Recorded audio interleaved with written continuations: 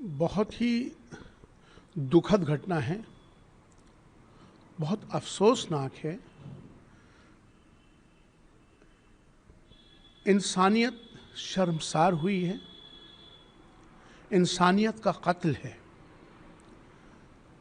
जिस तरह से बांग्लादेश के अंदर लगातार हिंदुओं के ऊपर हमले हो रहे हैं, बहुत बहुत दुखद घटना है। और ख़ास तौर पर अभी जिस तरह से जिस बच्चे को उन्होंने जिस बर्बरता के साथ उसकी हत्या करी और हत्या कर कर उसको जिस तरह से पेड़ पर लटकाकर जिस तरह से उसके साथ व्यवहार किया गया, बहुत दुखद है। मैं पूछना चाहता हूं बांग्लादेशियों से,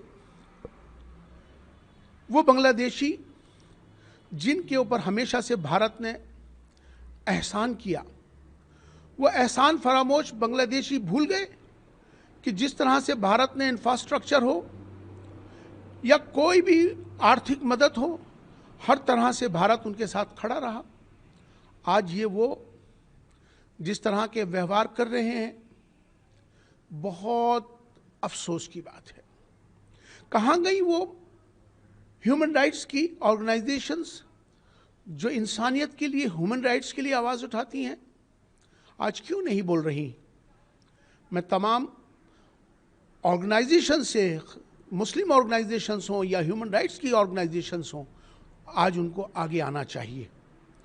जिस तरह से बर्बरता के साथ वहाँ हिंदुओं का कत्लेआम किया जा रहा है, बहुत दुखद बात है।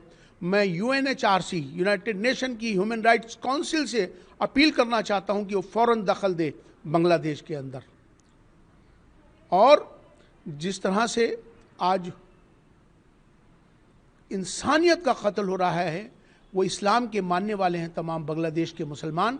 मैं उनसे ये पूछना चाहता हूँ कि वो कौन सा इस्लाम अपना रहे हैं, वो कौन सी इस्लाम की तालीम है कि जिस तरह से वो हत्याएं कर रहे हैं, क्या इस्लाम इसकी इजाज़त देता है? ये इस्लाम के मानने वाले नहीं हो सकते। इस्लाम बचाने का नाम है, इस्लाम माफ़ करने का नाम है।